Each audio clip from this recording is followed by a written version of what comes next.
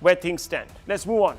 For years, it was stalled, this project, caught between environmental objections, legal scrutiny and bureaucratic hesitation.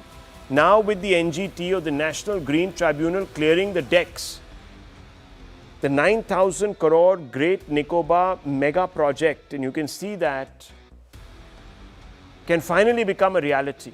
Project to be built at a cost of 80,000 crore to come up on a 166 square kilometer area in Great Nicobar Island, 130 square kilometers of forest land to be used for the project. Key highlights: an international container transshipment terminal.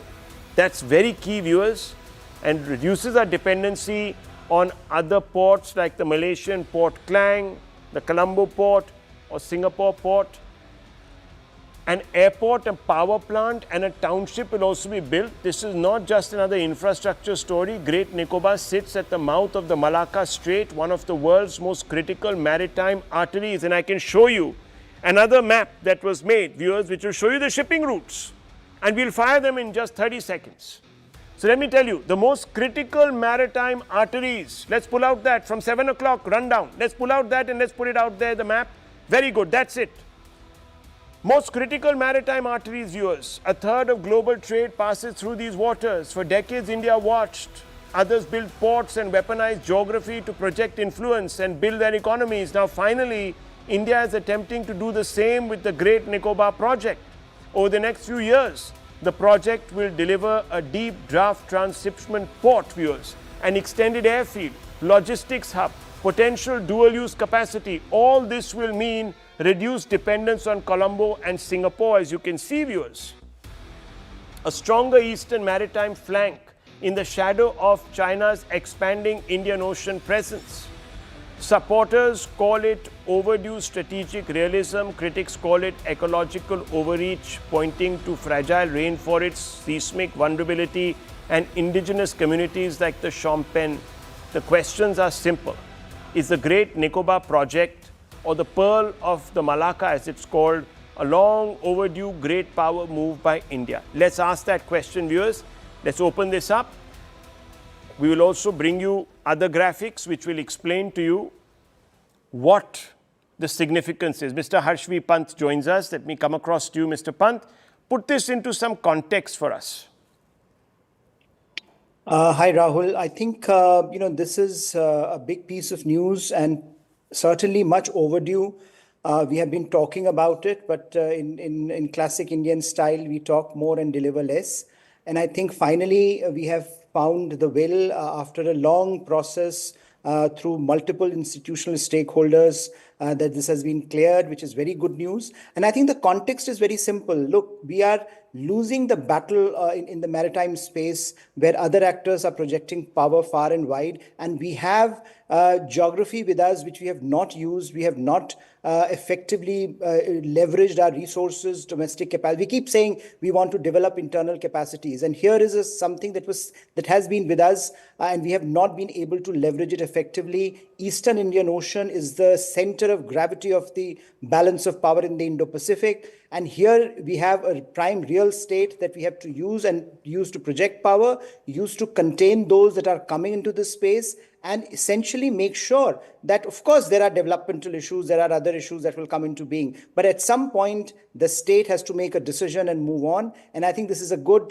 time to look back and to reassure ourselves that some decision has been made. Okay. And hopefully we'll see fruition coming forward, because this is going to be very, very important in projecting power, in reestablishing India's credentials as a critical maritime power in this very important piece of geography. Well, I must apologize to viewers because this map is blinking and making me dizzy. I'm sure it's making you dizzy at home. So we're going to try and pause this, viewers.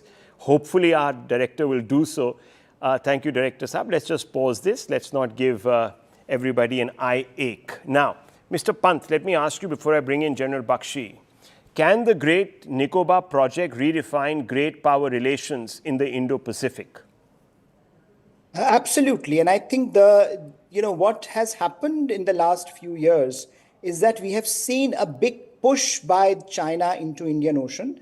And that big push, of course, we have India stands astride in Indian Ocean and India has a geographical advantage. But that geographical advantage is not being used in the way that we could have used in the past. And I think we are finally getting out of that defensive syndrome and we are pushing back. And this establishes our credentials as a country that is decisive about leveraging its capabilities. And this means that other partners that want to work with us will take us seriously and our adversaries will take us seriously. Because at this point, if you have something like the Andaman sitting there as prime real estate and we are not using them effectively, we are not ensuring that those capabilities are leveraged, everyone gets a message that we are not serious about our strategic positioning. And I think this has to go, and this finally has gone. And I am sure that our partners are looking at this with great degree of confidence, and our adversaries will also think twice before venturing into this maritime space, which is increasingly critical, whether you talk of commerce, whether you talk of strategic positioning, whether you talk of maritime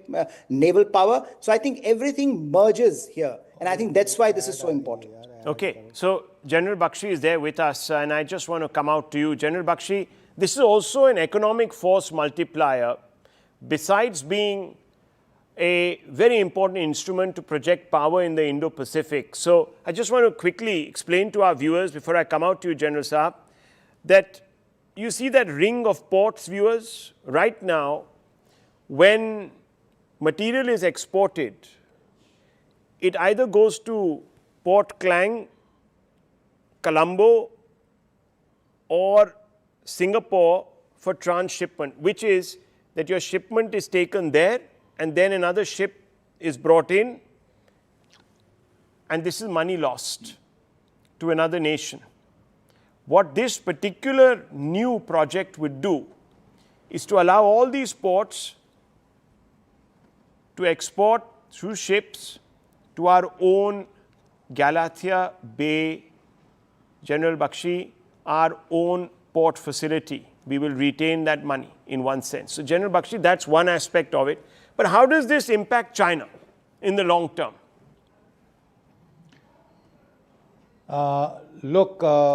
Rahul, let me state unequivocally that the Car Nicobar, that southernmost island of ours, is like an unsinkable aircraft carrier that dominates the most critical choke points of Malacca, Sunda, Lombok.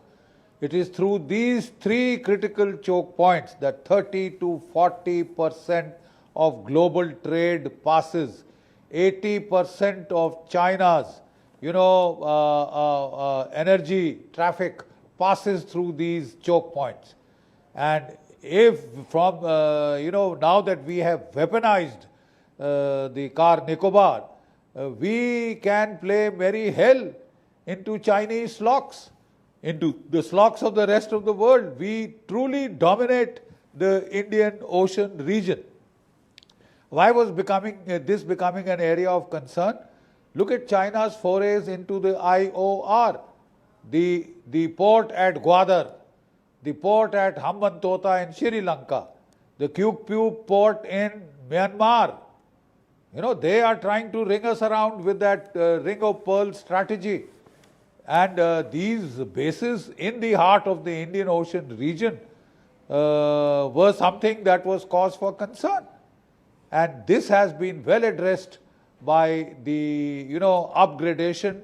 We're going to have a 3,500 meters long international airport, which also doubles as a major air base. Then we have the Galathea Bay, as you have pointed out. All transshipment traffic, which was going to Colombo and to Singapore, now gets rerouted to the deep sea port. You see, our lighter weapons used to take it to the deeper ports at Colombo, deep sea ports at Colombo, deep sea ports at Singapore. Now we can do it at our own deep sea port. We don't need to transship, which is a major saving, a major gain, right? And for once the Andaman and Nicobar command has got some teeth now, we've got our Su-30s on the island. So this is an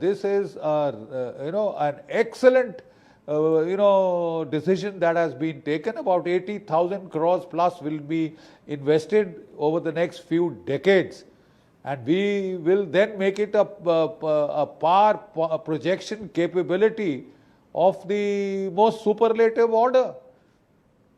Like this diagram of yours, a picture is worth 1,000 words. All the major shipping lanes go south of India. The peninsular India itself is like an unsinkable aircraft carrier that juts over these major sea lane slocks of the world. Now with our forward post at the Car Nicobar, hardly 200 nautical miles from the Straits of Malacca, you see the chokehold we have over the Indian Ocean region. You know, I mean, all countries of concern, China, America, United States, what have you, they you know, will have to be very cognizant of the upgradation in Indian capabilities in the Indian Ocean region.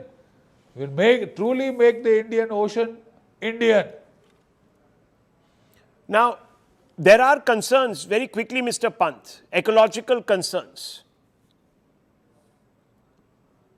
See, Rahul, every project of this kind, and particularly in the in the islands, the kind of geography that we are talking about, will always evoke some concerns, and it is for the state Indian government to respond to those concerns in a manner that allays the real concerns that they have. And I think every developmental project carries costs, and therefore we have to understand the cost-benefit calculus, and we have to rectify wherever possible, alleviate those concerns. But I think the point here is something which has afflicted Indian decision-making for a very long time, that just because there are costs involved, we will not take decisions. And I think somewhere down the line, we have to get out of this syndrome that, of course, there are going to be costs involved.